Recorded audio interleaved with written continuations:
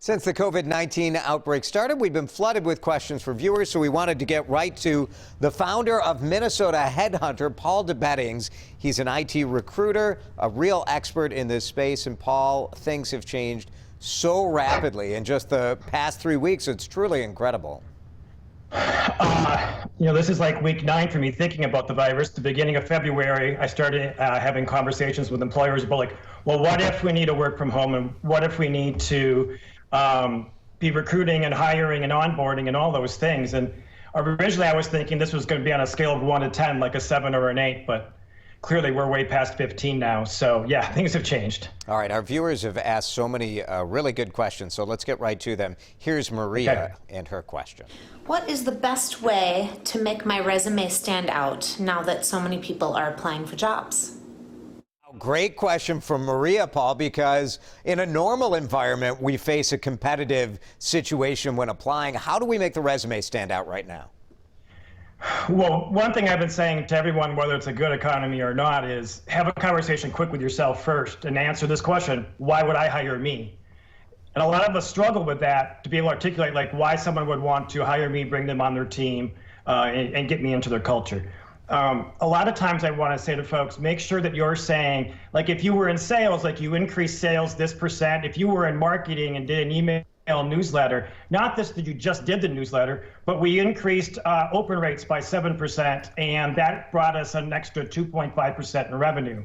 At the end of the day, it's how can you benefit this particular company that you're interested, whether it's cut costs, increase sales to make something more efficient. Yeah, it's not why are you a good fit, it's why are you going to make a difference with that company. Absolutely. Let's see what Jenny wants to know.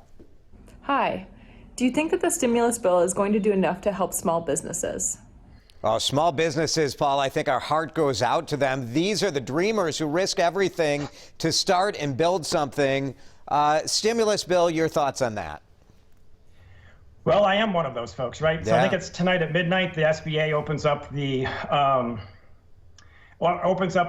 small business loan. I think it's $350 billion. And there are some questions, though, about how long is that money going to actually last? Because it's not until next Friday, I believe, that independent contractors can start trying to apply for those loans. It's going to make a difference. It's going to help employers keep some of their staff.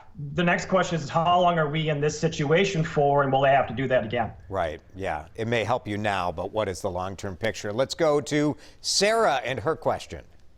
If I've been furloughed, how can I supplement my income? Oh, Paul, Sarah asking the money question right now, I think, for most people, because especially in the hospitality, travel agents, hotels, restaurants, you're furloughed, you're hoping you're going to come back, but unemployment maybe isn't enough. What could people do as far as finding temporary work? Well, let me project a bit. Technically, I would be one of those. Yeah. All the clients that the projects I was going to have this spring got put off. So for me, in my world, it's, can I work on some smaller work on 2 or 3 at a time versus one large project? For everyone else, you guys survive right now. And I don't mean that to sound so intense, but you need to be able to worry about this day, this week, this month before I don't want people to start thinking about 6 months from now. I want people to be thinking about what they can be doing right now. So if that's picking up an extra part-time job or 2, look, companies they're not committing to full-time employees right now, but there is part-time contract project work to do. So put that on LinkedIn, have that be a part of the email or the in-mail that you're sending to employers. Yeah, and you have to do the math, I suppose, looking at what your unemployment benefit would be versus what that extra income would do for you. All right, let's get to this question from Marissa. Hi, I have a question. I'm wondering how long it will take to get our economy up and running again. Once we're able to flatten the curve, will that also mean that our economy will pick back up? Interesting question from Marissa, because that's where maybe some of my optimism lies in this, Paul, that once we do reopen things, there's not a structural problem here like the housing bubble or the tech bubble or any of those things. What's your take on that? Will things get cranking back up once we reopen, whenever that should happen? The optimist in me says yes, but I think of this like you're trying to start a freight train at 0 miles per hour, and it's going to take a while to get that chugging and moving and getting it back to where it was. Watch, they talk about a V shape, a U shape, an L shaped recovery. A V means fast, is one that's going to be at the bottom for a while, then come back. And L's like a hockey stick. It's going to take a while, and then it's going to slowly ramp up. Man, if anyone knows the answer to that, send me a note. Right. Yes. So that I can. Right. So you can place the right I hope bet that there. helps. I know. We don't know which shape it'll be for sure. Talk a little bit about the emotional toll this is taking on people, because as a recruiter, you talk with a lot of people who've been, frankly, there are people who've been out of work before this all started. What are you hearing? So I wrote a blog post about 3 weeks ago that I was a little less worried about the healthcare side of this, because I can't do anything about that. I was more worried about the economic situation that we're finding ourselves in. I'm really worrying about what's going on in people's homes, right? It's the idea of now you're home and you're with your spouse, or in my case, right, I'm a single dude, and so the isolation part's starting to get to me, and I'm an introvert by nature. I tweeted yesterday, I haven't hugged somebody in 21 days, and that's a bit weird. But the idea is that, create routine for yourself. Make it so that you're still getting up the same day, you're still taking a shower, that you're ironing a shirt every day, like whatever it is to keep yourself into a rhythm of things. And the other part is simply is that, we talk about keeping physical distance.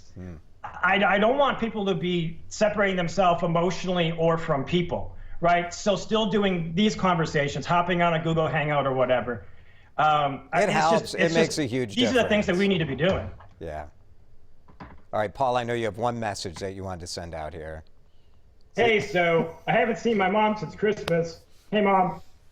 Oh, man. I love that. We love you too, Paul's mom. What's your mom's name?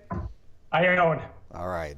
We love you. Thanks for watching. Paul, great advice. Thank you so much. WCCO.com/links. We'll get you to Paul's Minnesota Headhunter blog. Lots of job news, lots of advice there online. Just go to WCCO.com. Heather? That was a great conversation with Paul there, Jason. Thank you.